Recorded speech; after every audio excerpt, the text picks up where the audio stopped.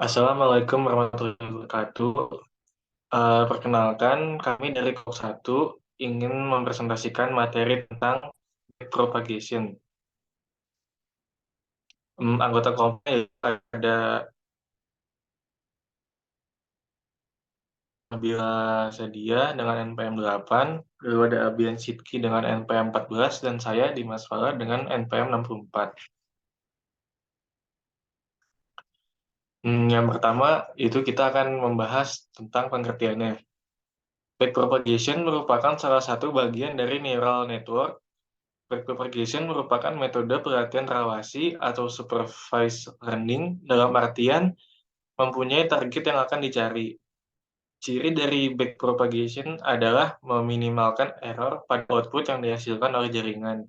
Dalam metode backpropagation biasanya digunakan jaringan multiplayer.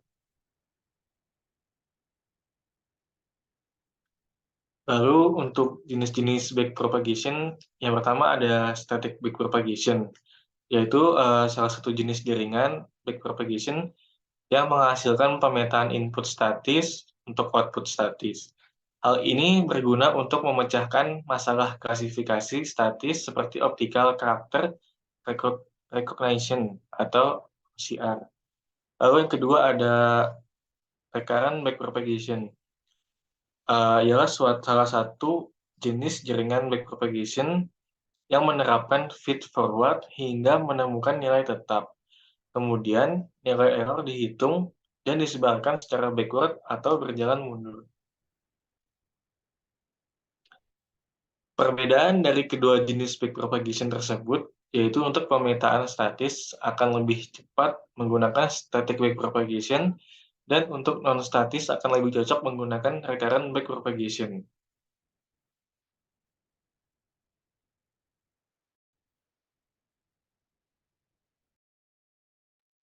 Selanjutnya adalah kelebihan dari backpropagation. Yang pertama itu cepat, sederhana, dan mudah diprogram. Kedua, tidak memiliki parameter tuning selain dari jumlah input.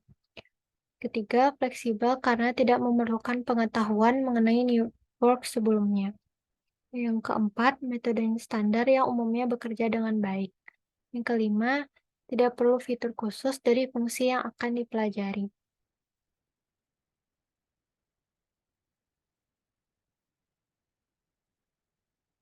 Lanjut. Kekurangan dari backpropagation, pertama itu fungsi atau kinerja jaringan backpropagation pada suatu masalah itu tergantung pada data masukan. Jenis jaringan ini sangat sensitif terhadap data yang berisik. Kedua, pendekatan berbasis matriks digunakan alih-alih mini batch. Yang ketiga, algoritma ini dapat terjebak dalam minimum lokal dan membutuhkan banyak waktu untuk mencapai konvergensi. Dan yang keempat, algoritma ini membutuhkan banyak memori dan daya komputasi untuk melatih jaringan yang besar dan kompleks.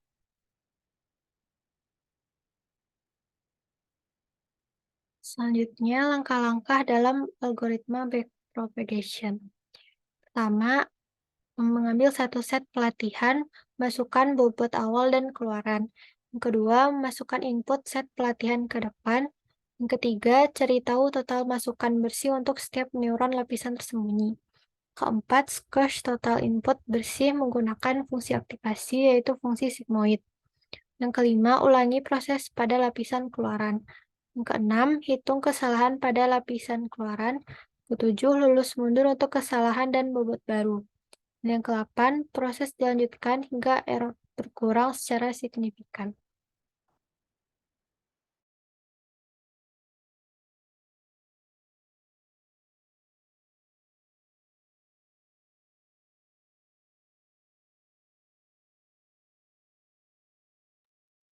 Selanjutnya yaitu algoritma backpropagation, yaitu pertama sinyal disebarkan secara forward direction, errornya disebarkan secara backward direction. Dalam set sampel pelatihan D, masing-masing sampel direkam sebagai X, T, di mana X adalah input vektor, T output target, O output aktual, dan W coefficient bobot. Next.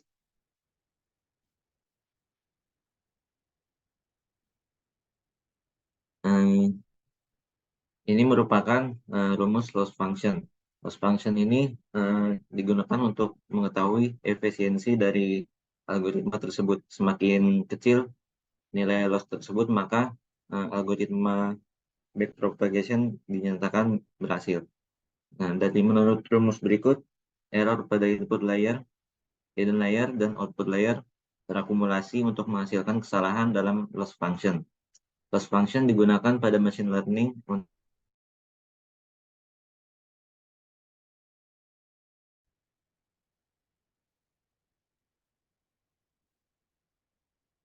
next. Untuk meminimalkan error, perhitungan iteratif penurunan gradien dapat digunakan untuk menyelesaikan bobot C dan B, yaitu menghitung bobot masing-masing untuk meminimalkan error, seperti rumus di samping. Next. Untuk jaringan syaraf dengan jumlah lapisan apapun, rumus yang diatur untuk pelatihan adalah sebagai berikut. Next.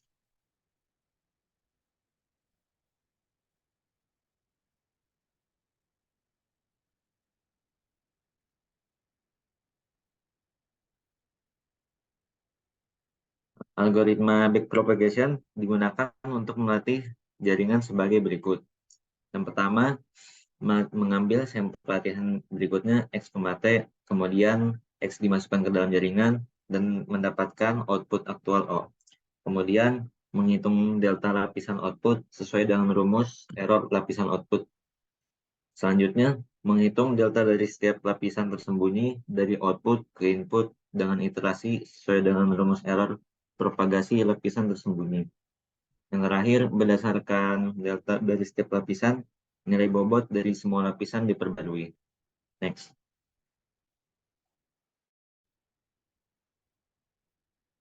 Berikut adalah program implementasi algoritma backpropagation untuk menghasilkan output dari model jaringan syaraf tiruan. Di sini menggunakan library NumPy, kemudian inisiasi data input dan output, yaitu XOR dengan X and Pico. Ketika array 0,0, 0,1, 1,0, 1,1, dan Y-nya 0,1,1,0. Kemudian inisialisasi parameter dengan input layernya 2 unit, hiddennya 4, outputnya 1, dengan learning rate 0,1 dan dilakukan epoch sampai 5.000 kali. Kemudian inisialisasi bobot dan bias secara acak. Yang pertama ada bobot pertama. Ini untuk bobot pertama untuk bobot mulai dari bagian input layer hingga hidden layer. Kemudian bias pertama ini ada di bagian lapisan hidden layer. Kemudian bobot kedua ini untuk menghubungkan hidden layer dan output layer, dan yang terakhir adalah bias hidden layer. Kemudian kemudian menggunakan fungsi sigmoid, yaitu sigmoid fungsi untuk mengubah nilai input menjadi nilai output dengan rentang 0 dan 1. Dan di bawahnya sigmoid derivatif adalah turunan fungsi aktivasi dari sigmoid. Next.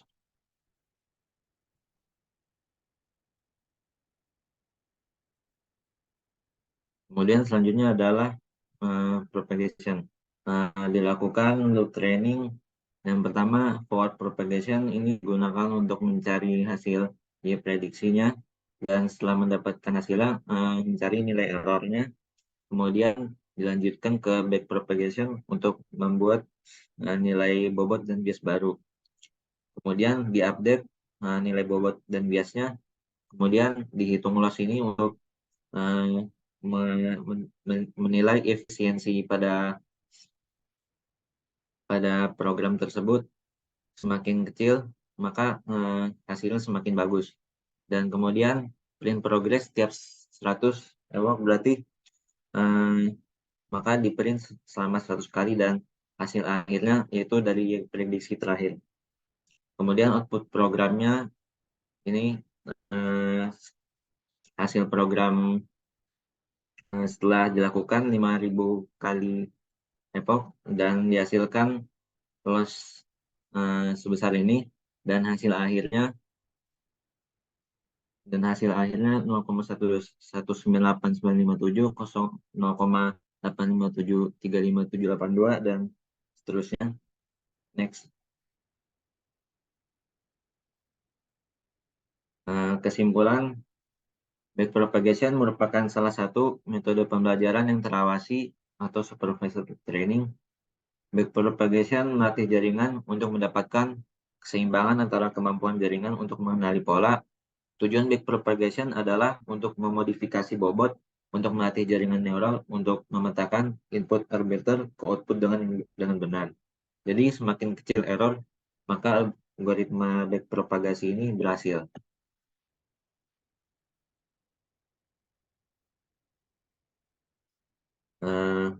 Mungkin ini saja dari kelompok kami. Bila ada kekurangan, mohon dimaafkan. Assalamualaikum warahmatullahi wabarakatuh.